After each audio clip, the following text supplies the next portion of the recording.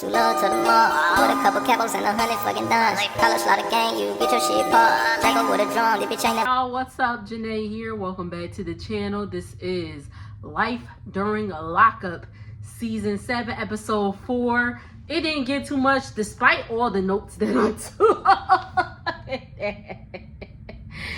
Despite all the notes that I took, it didn't give us too much. And I'm going to tell you why. Because it didn't. But let's go ahead and get into it. I'm probably not even going to be looking at these. So Kaylee, no, let's not do Kaylee yet. Let's just get to Emily. Let's get Emily over and done with. So Emily said it's the end of her first week at the new brothel. And she brought home about $5K. Okay. I'm going to just leave it at that because, okay, girl. Anyway, she brought home about $5K. She FaceTimes her son for 2 seconds. And talks to her mom for a little bit. She's driving and she gets a text message from, what was I about to say? Jacob. Jacob's my coworker. You talking about me, Jacob? And she gets a message from one of Justin's exes, Elizabeth, and she's talking, I guess she's saying like that Justin's using her and all this stuff like that. So then we get a scene with Liz and I believe it is Brittany, who, it's like a meeting of the exes here. So Brittany and Liz, Jesus Christ, Janae, are both Justin's exes, and Brittany was the one that actually hooked Emily and Justin up, remember? So, but Liz is like, I still love Justin. I want to be with him, blah, blah, blah, blah, blah. Justin had called Brittany and Liz took the phone and she's like, I love you. I want to be with you, blah, blah, blah, blah, blah. Justin's like, just leave us alone. Leave me alone. Yada, yada, boom, boom. Of course, we know, unfortunately, Justin is no longer here with us. So we just gonna move on with the story.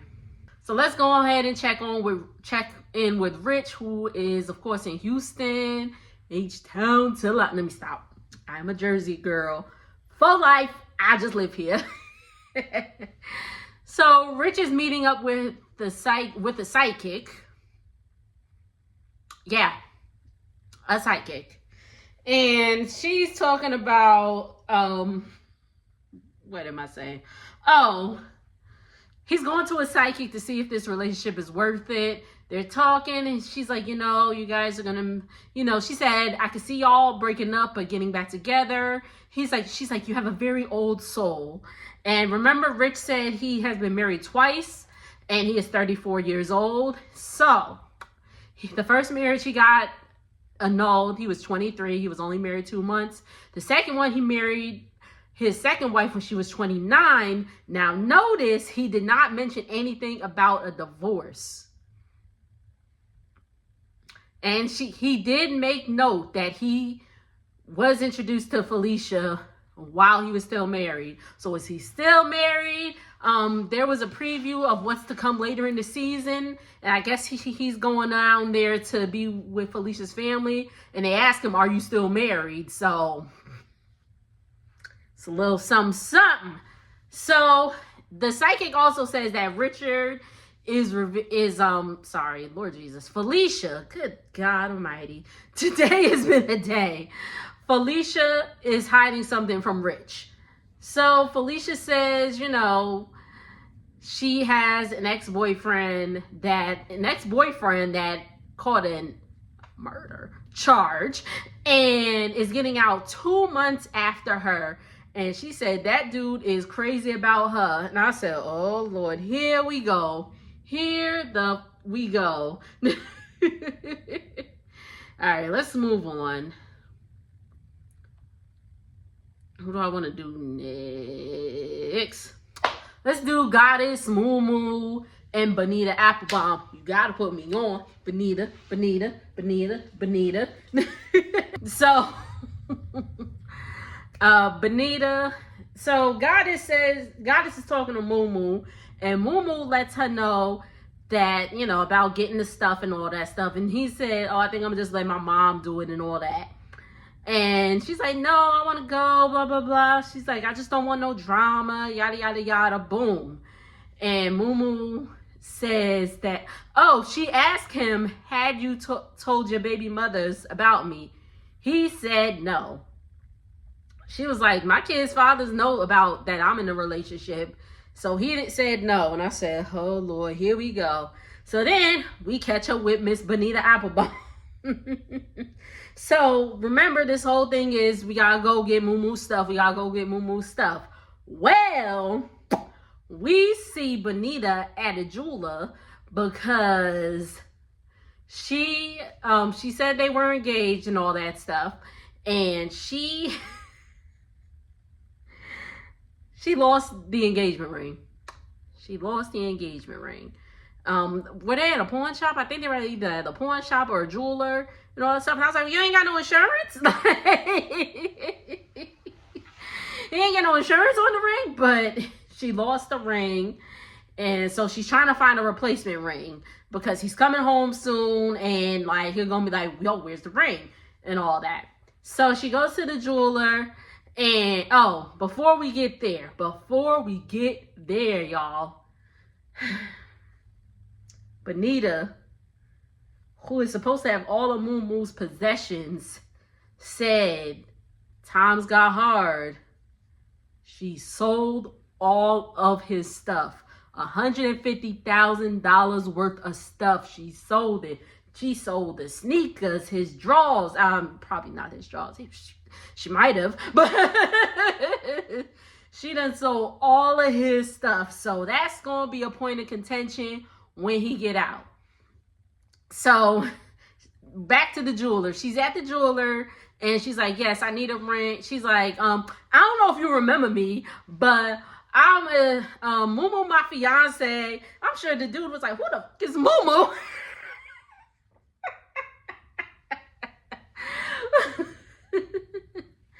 But Momo, my fiance, and you know, I lost the ring, and he about to get out, and I need to get a ring that is similar to what I had. And she's like, oh, when were y'all engaged? When did he propose? She's like, he proposed November 8th, 2020. Now, in his confessional, he said he proposed to Bonita in 2022. Which one is it? Anyway, so dude, he's like, what's the dude's name? Or what's the guy's name? His name's Damon. So he goes to the back. He's like, oh, yeah. He's like, yeah, so this ring is similar to yours or similar to the one that he gave you and all that stuff. Very nice ring. Very nice ring. It was like a pear-shaped. Is that right? Pear-shaped? Pear-shaped ring and all that stuff. And he's like, yeah, so this one is going to be $4,990. She was like, oh my God, $5,000? She was like, dang, if I would have known he spent that much, I would have protected that ring with my life. I mean, it's an engagement ring. Again, you don't need to spend $5,000 for an engagement ring. But whatever ring that is, you need to,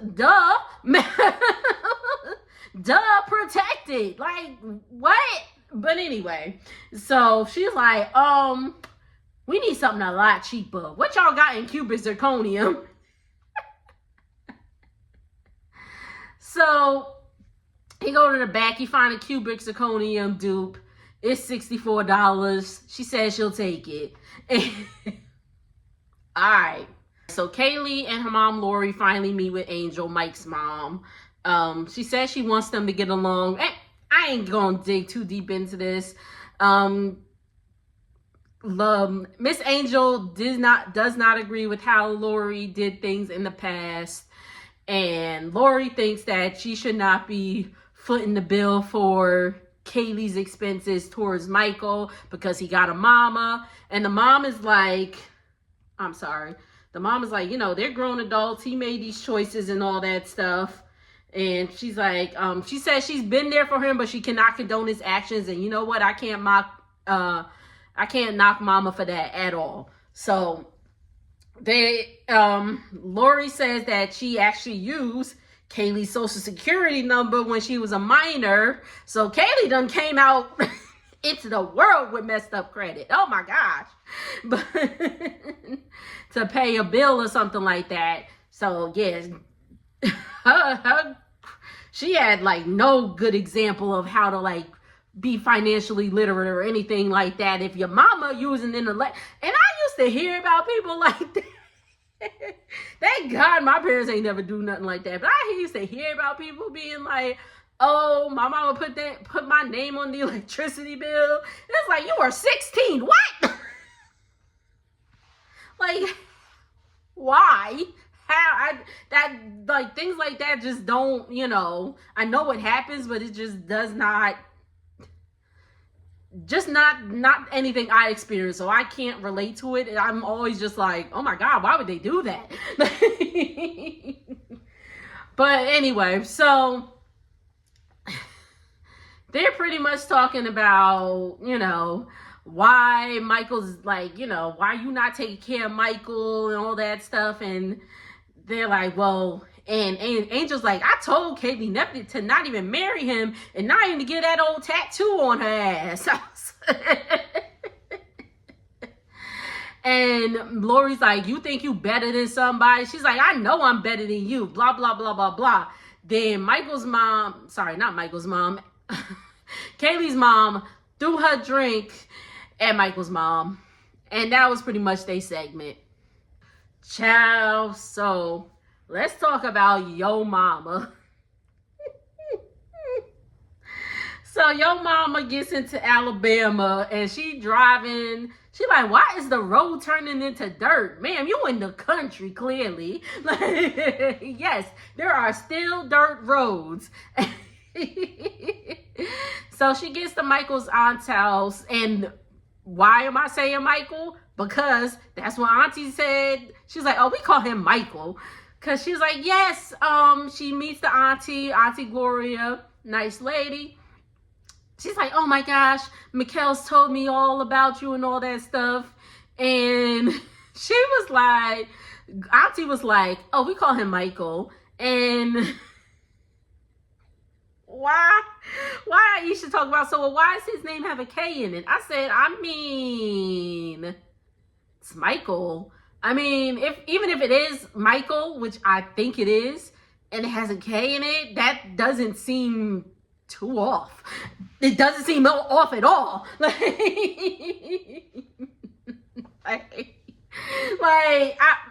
Child, Aisha is a case, honey, a case.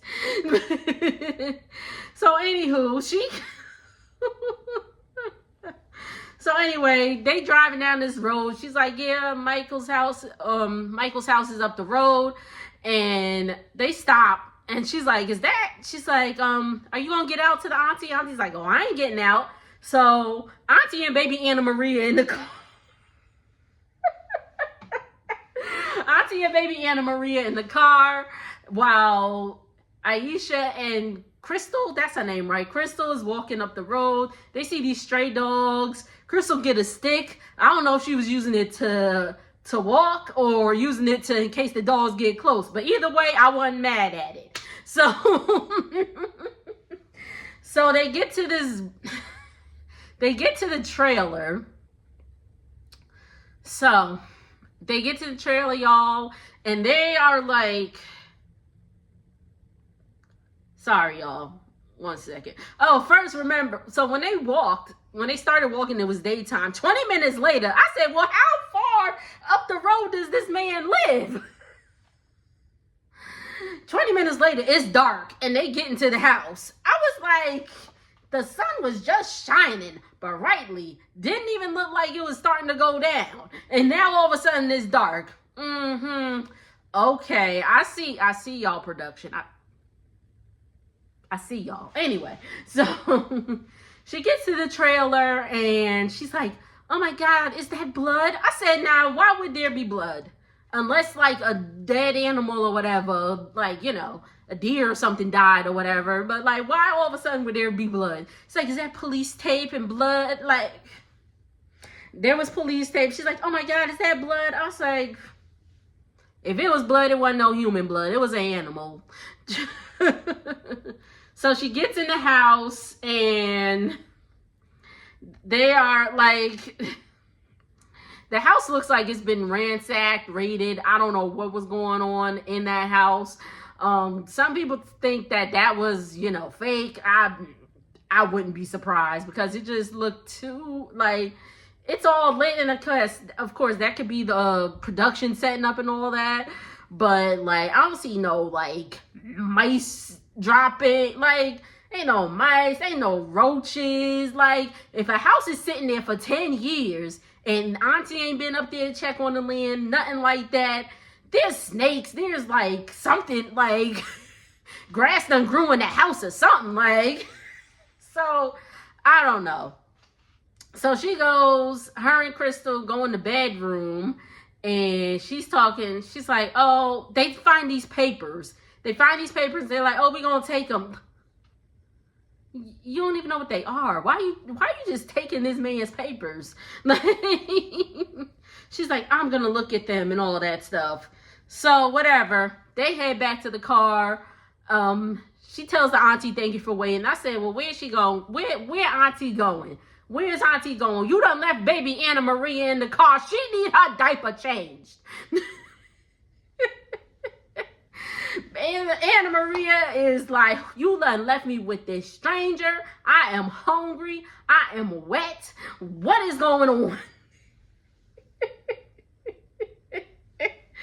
Anyway. So they get back to the house and she's like, yeah, they moved him from this jail to this jail. And by the way, do you know what's going on with that? Like, do you know how long he's actually been sentenced? Auntie says he's in there for life. Hence why it says 999 years till release. Because he ain't getting out.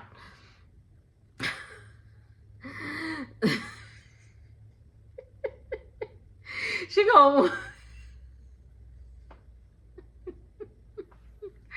I'm gonna leave it alone. Anyway, so she's like, yeah, like, Alabama's a three offense state.